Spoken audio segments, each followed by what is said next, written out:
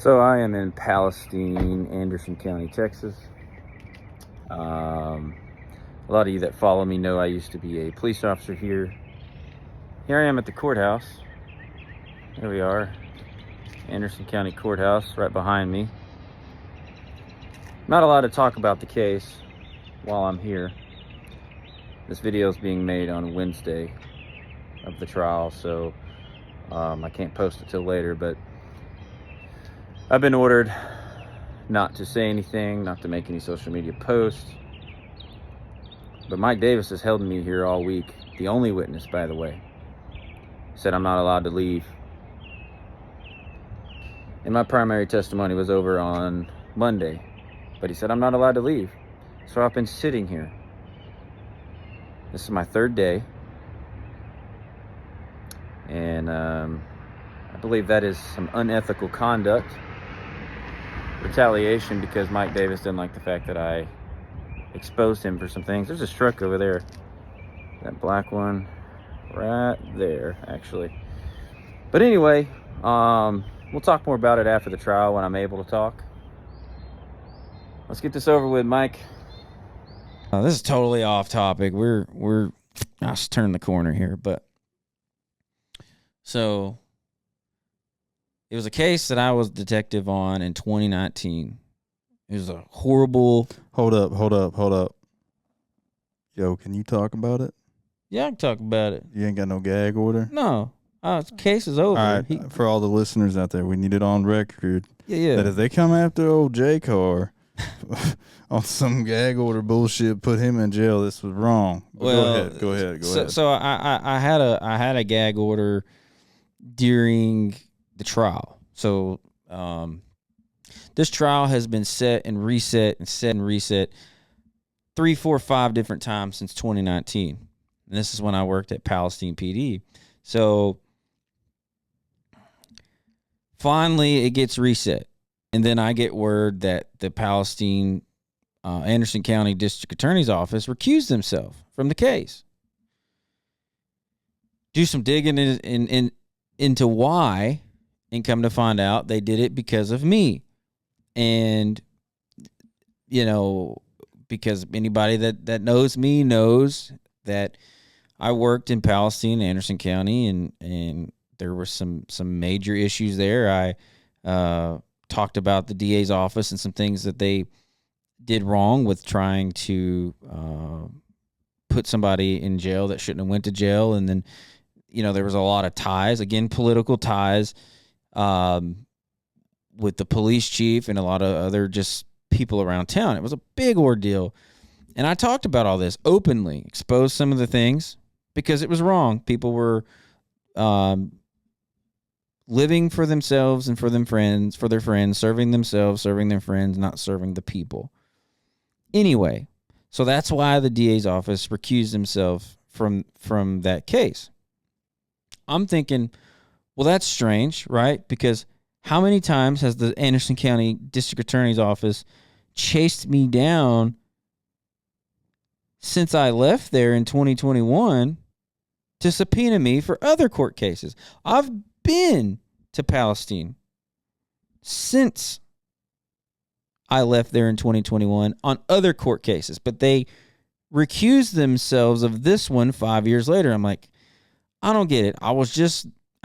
When I say they were chasing me down, they were literally chasing friends of mine down the highway because they thought I was in the car when I was in California. Absurd, saying that I was trying to dodge a subpoena, sending cops to my parents' house in the Dallas area, you know, just calling my fiance, straight up borderline harassment. But I was in California on vacation. Anyway, why they recused themselves of this case, I don't know. It was weird. They called in a special prosecutor out of Freestone County, which it's just right up the road, just south of Palestine. Hell of a guy, by the way. His name's Brian Evans. Awesome prosecutor, very respectful. Did a great job. We got a conviction on it. But man, so I walk in there and the judge on the case is Mike Davis. Well, Mike Davis, I've talked about him before. He was real tight with my previous police chief, Mark Harkrow, and I had a problem with some of their behavior, some of the things that they did, and I spoke about it. And I go in there, and I see that this guy is sitting on the bench, and I'm like, okay, why did the Anderson County District Attorney's Office recuse themselves, but this guy didn't? So I have a hearing, voir dire, before the jury was even present. And they call me in there, and of course, he gets his voice down like 3 octaves. Mr. Carlson, trying to intimidate me. Everybody in here knows about your little podcast. No, hold up. Everybody knows about your failing podcast. Oh yeah. That was the words. Everybody in here knows about your failing podcast. And I guess maybe that was a cheap shot, purposeful choice of words. But I thought to myself when he said that, I'm like, good. They should know about it. Like that. Going back to what I was saying earlier, haters still watch me. They still, listen to the podcast, still watch the YouTube videos, whatever. So I'm thinking, all right, in my mind, cool. He's like, well, we need to talk about this, make sure it's not going to be a problem for the case. So I get up on the bench, and they swore me in, first. Threatens to arrest me if I don't show up. Like, if I violate his orders or don't show up when I'm told to show up, he's going to 180 days in the Anderson County jail, all this bullshit. And I'm like, bro, never in all of I can't tell you how many times I've testified. There's been a lot. Never has anybody other than Mike Davis threatened to arrest me. Well, nobody. The crazy thing about it is that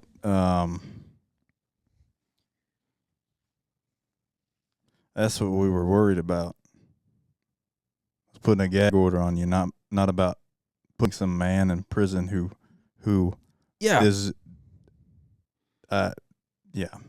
And that was my thing. I'm thinking, so we're having this hearing to discuss my beef with you. So I sit down, and the defense attorney, super cool guy out of Tyler, and he's like,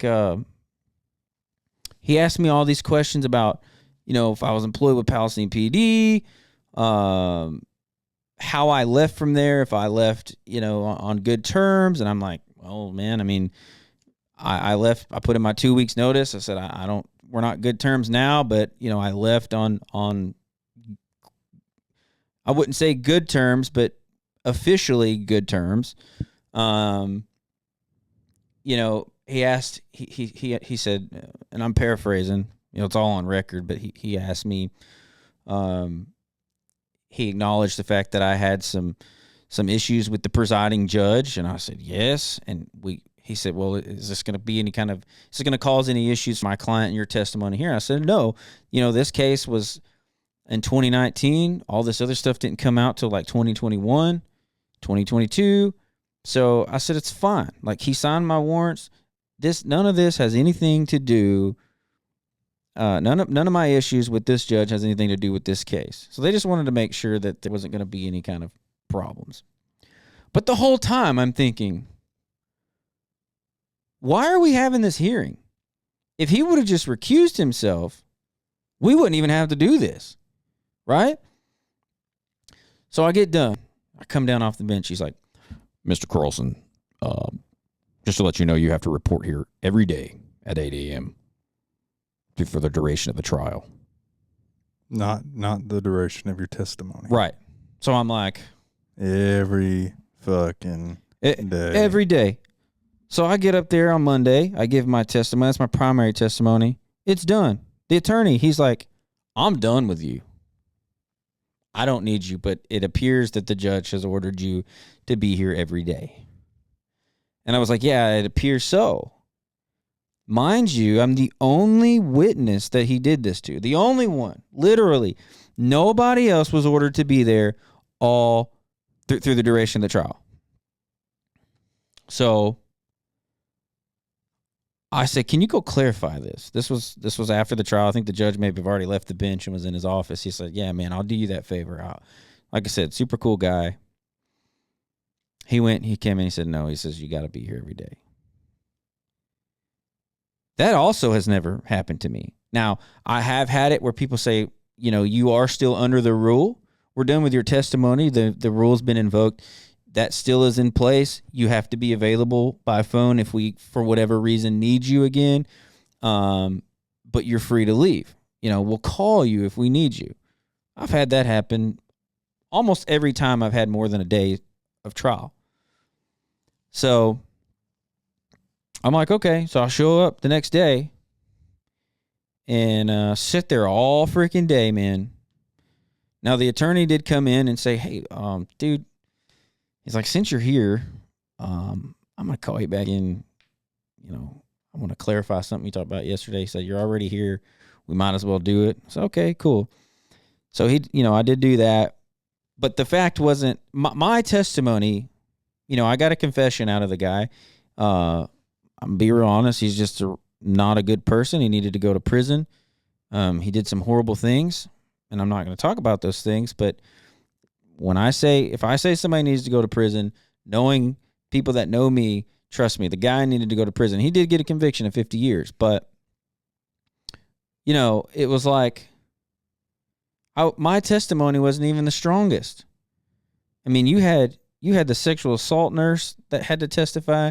You had the forensic interviewer that had to testify. You had the victim, right? So this is another thing I got a problem with. It goes back to what you said. What was important here? There was a deal on the table that the judge denied because he said it wasn't long enough. He made a victim get up there and relive. He was a child at the time. He still is a child, but, the victim's tried to move on, change his name, totally forget what his father did to him. And so we make the victim get up there and relive this. Now, I can't say for sure that's why the judge denied that. I can't say that. I think that would be very egotistical of me to get up here and say, well, he did that just because he wanted to have power over me. I don't know that. But what I do know is he definitely flexed his power while I was there.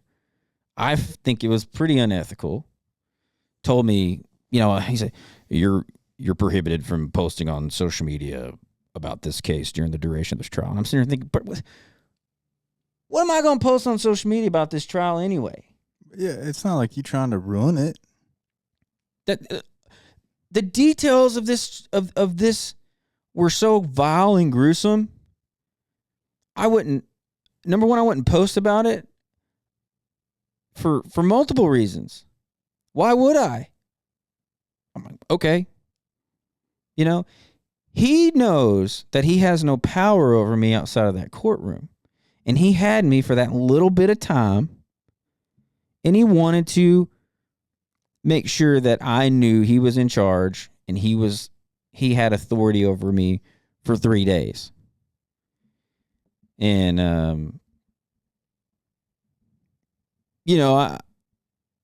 none of that got in the way of the special prosecution and there being a conviction, or a guilty sentence and 50 years, all that, happened just the way it should have happened.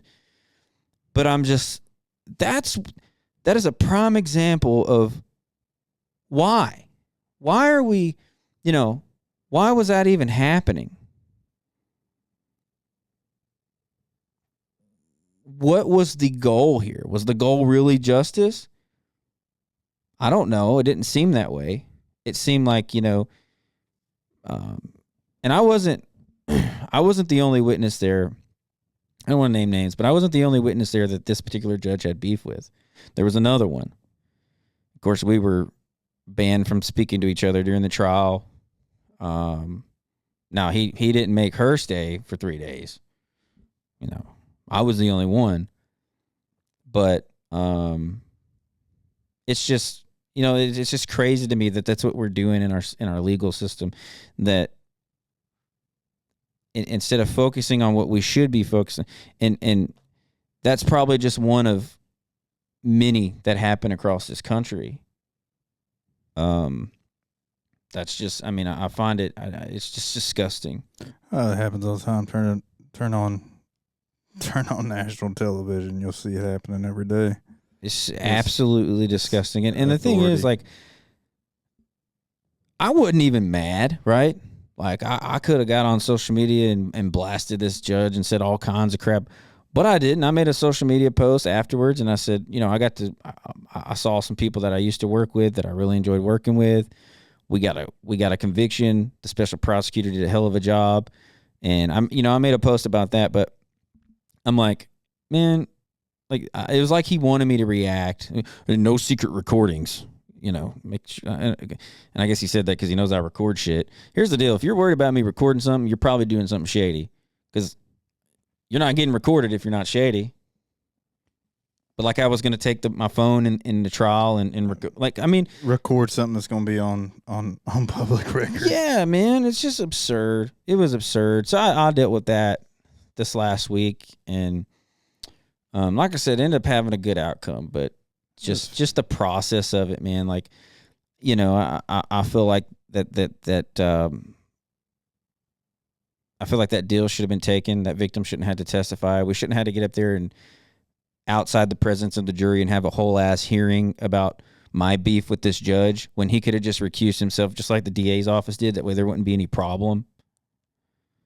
And but man, that just semantics. That's what we're doing in our legal system. That's why people, again, this case 5 years old, and just, it took the DA's office 5 years. Like, they knew I was scheduled for this trial back in, I think the last time was September. And last I heard, I was moving forward. I talked to their investigators, and then suddenly it gets reset.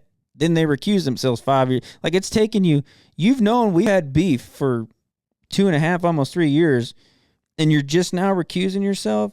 And that's what I'm saying, man. These people get caught up in the system, whether they're guilty or not guilty, and justice either doesn't happen or it's prolonged. And it just blows my mind, man. When you see this shit and experience it firsthand, it's like, again, the average Joe and average Jill out here just think, oh, everything's all great, but it's not. I mean, it's definitely not. It's broken.